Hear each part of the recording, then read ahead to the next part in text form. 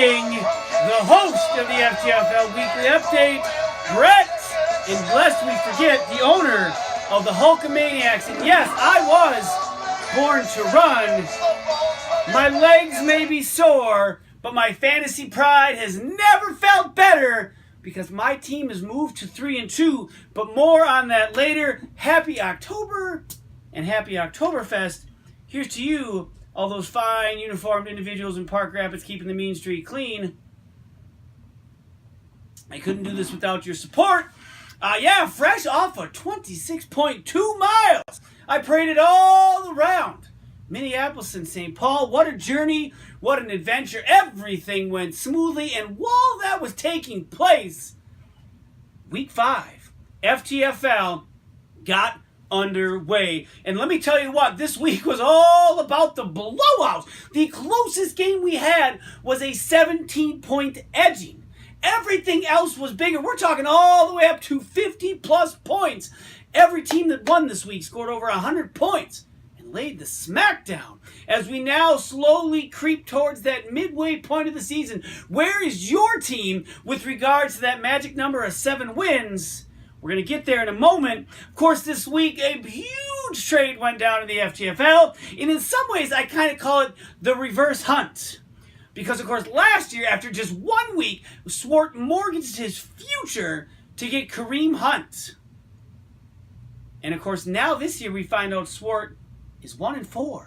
Yeah, he got some of those picks back. Maybe, though, this whole Kareem Hunt thing didn't shake out the way he had hoped. No, never fear, though. He was able to take the darling of this year's league, Patrick Mahomes, the highest scorer in the league. Number 2 might surprise you.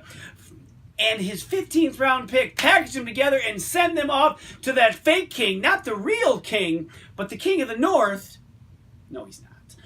For Sony Michel and a first round pick, a starting running back in the NFL, a first round pick. In some ways you look at this and go, is Swart giving up? In other ways you look at this and go to Sid, yeah, you got Mahomes, but man, there are now new questions for you, and of course we'll get to those later. Also later is Le'Veon Bell's arrival, supposedly between Week 7 and Week 8. Now Week 7 is the Steelers' bye, so why not show up that week, collect your paycheck, don't play, and then be ready for Week 8? I guess I'll believe it when I see it. And see it is what I did with these games this weekend. On to the first game. Mana, 3-time Lucky Pants champ, and I got your dollar, I think, and more on that later. Mana at 3-1, coming in, taking on the Salt Shaker Dance, who desperately needed a victory this week, and they didn't get it. 128.5 to 84. Mana is just on cruise control. He had this game sealed up when he had 4 players still left to play. If your marks are 26 from Roethlisberger, 26 from Connor, Yeldon 18, David Johnson 17, that's 61 of your 128.5. Thielen chipped in 15.5. Marks' running backs, my goodness. Connor Yeldon and Johnson alone combined for 61. That did not include Roethlisberger's 26, my mistake. So there's 61 there. Throw in Breida's 10.5, Carson's 8.5, and McCoy's 7, all on the bench. Marks' 6 running backs combined for 87 points. If I take a quick look through the scores this week, all right, he beat that team, he beat that team, he beat that team, and he beat that. He would have beaten 4 teams with just his running backs.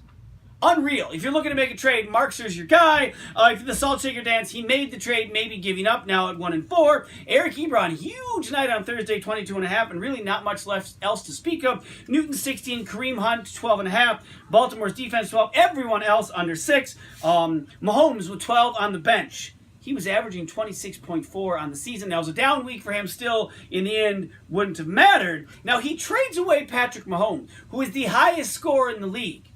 Number 2, Fitzpatrick. I totally didn't even notice. I knew he'd been playing well in those first couple weeks. I didn't notice he got 52 points. One of those weeks. Doesn't matter. He's out. Mahomes is out. And maybe just Swart is out as well. Second game, Hulkamaniacs. That's right. My team, 2-2, taking on the Pit of Misery, Dilly.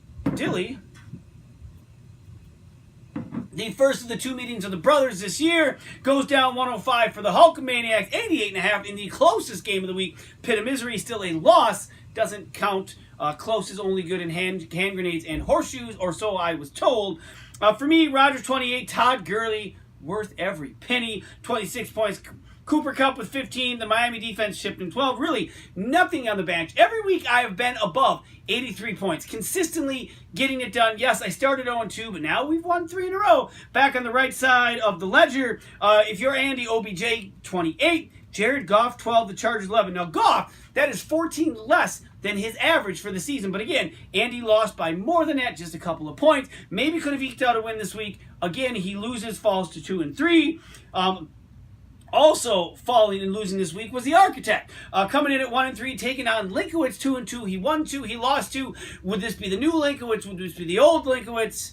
Apparently, it's the new Linkowitz. 130 to 78. Massive output by Linkowitz. This is the 3rd time this season he has broken the century mark. That ties the record he set for himself back in 2013. We're only 5 weeks in. We got 8 more regular season weeks to go. Will Linkowitz continue his success? If Saquon Barkley keeps showing up 26 and Isaiah Crowell 24.5, it is his best fantasy score in the last 3 seasons, probably in his entire career. The man seems like he is finally legit. Carson Wentz 18, Zach Ertz 17. By the way, 10 of Zach Ertz's 17 points came on the final drive against the Vikings. That garbage drive at the end when they scored a touchdown. 10 of those 17. Again, none of that really matters because he was absolutely all over the Architect. Devontae Adams, 18.5 for Matt. Stafford, 14. Harrison Butker, 14. Kenyon Drake, 15.5 on the bench. It wouldn't have mattered anyways. Matt falls to 1 and 4. Tied for the worst record in the league with, of course, Adam Swart. Now, the moment maybe some of you have been, I have been waiting for. The brand new segment, of course, this year. It continues to change and evolve, and I believe getting better each and every week. Ladies and gentlemen, don't be salty. Shake it like a salt shaker. Shake it like a salt shaker. Shake it like a salt shaker. Shake it like a salt shaker. Welcome to Don't Be Salty. I'm your host, Adam Saltmarsh, the Salties of Salts, the owners of the Radioactive Monkeys, and my friends of the FTFL. We got some sad news today. One of our league members have decided to wake up on Sunday morning and start wasting my precious salt that I used for Don't Be Salty show. Yeah, he's like, oh, just wake up and run 26.2 miles around the Minneapolis-St. Paul area. Just let my salt just hit the pavement, hit the asphalt. It's a sad, sad deal. It really is. I mean, why are you so cruel? Brett, owner of the Hulkamanias, the host of the FTFL show. Don't be cruel, man. But for real, bro, congratulations on doing the marathon. That was awesome. You beat your time. You reached for the stars. You say, hey, I want 4 hours. Nope, I'm going to do it in 3.42. Probably, I think you averaged like 8.38 minutes a mile. Way to go, bro. Way to represent the FTFL. Showing up for the Twin Cities Marathon. Very proud of you, bro. Good job. So, yeah, but don't waste my salt, man. Just don't do it, please. Because I need it for this show. Because someone's bringing the show down today. First guy we're going to talk about, the back attack. The back attack. Couple reasons why you're getting some of this precious substance. Because, man, if you don't know this by now, the NFL is rigged. So, buddy, when you have Drew Brees on the brink of breaking the all-time passing yards record, you don't keep him on your bench for Phillip Rivers. Really? Brees was going to sit there and go, oh, hey, Rivers, let's just float on by. I'll just watch you just float on by. Yeah, I get Rivers had an okay game, 22 points. I understand that. But, man, you left Drew Brees, he's almost going to break 500 passing touchdowns. He was ready to break. People were saying, when is he going to break the yardage record? He broke it in the second half on a 65-yard touchdown pass. And you left that guy on the bench, too. You probably want to keep him as your rookie, whatever, I don't care. You could have won. That's what I'm saying. But, dude, he had 32.5, Drew Brees. You don't do that to Drew Brees. And your efficiency rating, dude, oh my God, this is toilet bowl, this is decent award. nominee. So Brett, put this in the category. Your efficiency rating for last week was 55.6%. But what strikes me the most and hurts the hardest, overall efficiency rating, 69.2. 69.2. Are you paying attention to your team and what they're doing? Do you look at your team or you just submit it randomly? Oh yeah, just put this guy here. Or are your kids doing it for you? Boy, lay off the cheese curds. Lay them off. So for that bro, don't be salty. All right, Mr. Fireball, Mr. Matt from the Architect. The only thing you're architecting is your pyramid of salt. Dude, you got so much salt in you right now. I know every cell in our body contains salt. I get that. But dude, your salt levels are deadly. Your blood pressure could kill you if you have too much salt in you. Dude, not that we want to see you die in this league, but you're dying. You're dying a slow death. Dying a slow death. And this is why. Because you've been hiding the salt. As the industry, food industry, has hidden salt in our foods. Almost 75% of what we take in is hidden in our foods. You're like that hidden salt in our league right now. You're so hidden with magical elements. Yep, your overall rating is 9-36. 9-36. You're the only team in our league who has not broke the century mark. I mean, geez, Brett has more miles running to train for the marathon than you do. You've produced.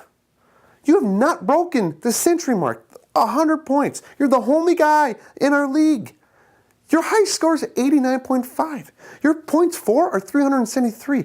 You've produced 466 points. You're the second worst efficiency rating of 80%. 80%. Your overall record is 1-4. Or 1-3. I don't know. Whatever we're at. I don't care where we're at. Dude. What? You're 1-4. Yeah, 1-4. Quick math. Just redid it. Calculate it. Right to you. Dude, that is awful. Awful. Your power ranking is the dead last of 17.38. 17.38. Awful. I get it. Mine's not the greatest either. But dude, I have a better efficiency. I'm rocking out some power rankings right now. Yeah, I made some craziness trades or something happened with the trade world out there. I don't know what happened. It was crazy, but it's working. Your team's not working. It's not working. But do I hear something? Is that a truck? Do you hear that noise? Is that truck backing up? Backing up to your back door? What the heck is that? What is that? Oh yeah, that's right. That's the salt truck dumping the salt for the DOT to salt the roads this winter. It's coming to your house, brother. It's coming to your house. That's right. They're dumping it for you. Because you are the saltiest of salts. You're the hidden salt of our league. You are just not doing good. Yikes. Fireball? Architect of disaster? For that, my friend, don't be salty. Because that's the salt shaker dance. You get the salt shaker dance for that one, my friend. All right, next week's coming up. We're almost halfway through the season of our league. Remember, the magic number is 7. So don't be on my salty list. I don't know about you, but I'm starting to check the label. I don't want any hidden salt in my body. Wow, a little bit edgier this week with some of those comments and really backing up an entire truck of salt. Wow. So at some point, I got to believe there may be a little bit of pushback here. Maybe some of that salt back in the eyes of the salt marsh. Master of the salts. But time will tell. Speaking of Saltmarsh, his team, the Radioactive Monkeys, coming in this week at 2-2, taking on Ryan Deesum and his ain't seen north of the equator for at least 10 years, titties and balls, at 2-2, 500. One team is going up, and one team, much like Ryan Deesum's saggy old T&Bs, is going down. And the team that's going down, oh my gosh, and going down in a huge way. Ryan, 56.5 to Saltmarsh's 101. 2 weeks ago, Salty pulls the trigger. At least we think it was Salty. It could have been someone else. I don't know. And of course, he also isn't entirely sure. Brought in Melvin Gordon. Since then, he is 2-0, in large part to Melvin Gordon. Tom Brady, 30. Antonio Brown comes back to life with 25. Melvin Gordon, 16. DeAndre Hopkins, 14.5. Everyone else, 5.5 or below. And again, 2-0 since Gordon. If you're Deesum, holy cow. This thing fell apart quickly.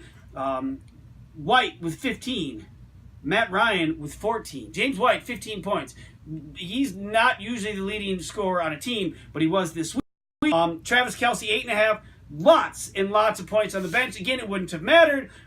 He still, even after this loss, in being just 2-3, is number 2 in the power rankings. I don't know if that means anything, but I guess it's something to hold on to in these lean times. And the last game of the week, the King of the North, 2-2, taking on the Pack Attack, 3-1. Now, of course, they were 3-0 coming into last week until I stopped that reign for the second year in a row and continued to preside over all of my royal subjects. That's right, I am the king, the real king of the FTFL. This week, though, the King of the North, 102-57. What happened to the South? If you're just looking right now at standings, if you're looking at records, if you're looking at points for, the North is steadily in front of the South. Although this game, yes, the North as well. The King of the North, Ed McCaffrey, listen to me. Have another. I will. Christian McCaffrey, 14.5. George Kittle, 6.5. Everyone else scored somewhere between there. There wasn't all that high. It wasn't all that low, and it came all together for 102. Now that you have Patrick Mahomes, Mr. Hagan, my question to you is, who do you start every week? Cousins and Mahomes. I know that's a good problem to have, but then everyone's been there when you're tearing your hair out trying to figure it out. And Eric is a great example. Rivers a Breeze, Breeze a Rivers. Every single week, he's trying to figure out just who he should play. And often, it seems like you play the wrong guy. Are you going to keep Mahomes? Are you hoping to get a first-round pick for one of these two in the offseason? Lots of questions. I hope it works out because, of course, last year you went after something like this, and it didn't. He does continue. This is his best record against any single opponent is Eric, and it's still all not that above 500, although I did find it odd that he does beat Eric more than he beats any other team. Yeah, sure. If you're Eric, Phillip Rivers, 22, Kenny Golladay, 14, Jarvis Landry, 6.5, everyone else, 4 or below. Breeze and Traquan Smith, 60 points combined on the bench. Now, I know you probably weren't going to start Traquan Smith, but had you, with the right lineup, you could have won and moved on to 4-1. Instead, you fall to 3-2. We're going to get out of here in just a moment. The stud of the week, the dud of the week, and the Deesum update. Stud Isaiah Crowell, 200-plus yards, 24.5 points. But I can't let you just have it by yourself. Todd Gurley, 26, 9 touchdowns on the season. He is an absolute monster. They're co-studs. The dud, and I never thought I'd say this, Alvin Kamara, 3.5 points. He was averaging right around 25 points a week. Now that 22 or 22.5 point difference, 1.5, wouldn't have made up enough for Deesum. But boy, I tell you what, Ingram comes back. Now Ingram is on Deesum's bench, so maybe, just maybe there's something there.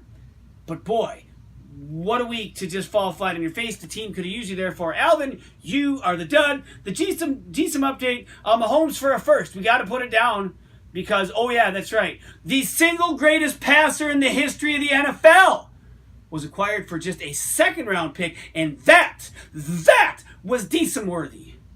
Not that I'm bitter. So Mahomes for a first, we got to at least include it, and oh yeah, that's right, John kept a kicker. Games next week, couple repeats. Brother Bowl Part 2. The Hulkamaniacs coming in 3-2, taking on the Pit of Misery Dilly Dilly at 2-3. Also, Team Manah, 3-time Lucky Pants champ. I got your dollar. Manah. Well, do I? 4-1, taking on the Salt Shaker Dance at 1-4. Team Linkowitz 3-2, taking on the Pack Attack at 3-2. A couple winning teams going at it. King of the North 3-2, taking on Ryan Deesum, looking for anything better than walking around, dragging on the floor, and tripping over on a daily basis those titties and balls at 2-3. And lastly, the Architect desperately needs a win as he's architecting currently a losing record. 1-4, taking on the Radioactive Monkeys at 3-2. Before I get out of here, again, I just want to say it. I've been saying it the last few weeks. We are with you, Andrew McBride. Get better. Get better soon. I'm including his address. It's going to show up on the screen here. Write him a letter. I wrote him a letter this week. They said he enjoys reading these things. He keeps making progress. But all of it will be much appreciated. Until then, until next time, to all my FTFLers, we'll see you next time. The King of the North is signing out. Woo! Get down, pick it up. My back hurts. Hey! It's your old friend Bart from Browerville. You probably remember me, although I'm sorry, I apologize, I'm not very camera friendly. I was eating some salad and a bug flew in my eye, and then I went to pick at it, forgot I had a fork in my, just stabbed my own eye. Doctor said it's going to be okay. It's going to take a little bit. Now my good friend Brett, he called, he said, hey Bart, I got some counting that needs to be done. Well, he knows old Bart, I love to count. So he said this man sent him all this change, and he's gonna, oh dear Lord, look at all this stuff. It's different colors, and I don't even know where I'm gonna, I think that one's 1. There's 2, there's 3. There's 5, I got 5 toes there. Man, I'm gonna need more fingers and toes. I can't count up. Hey! Brody! Bart the Barghill! I'll be right back. I'm gonna go get them to help count. Y'all need some help counting out here. Take your shoes off.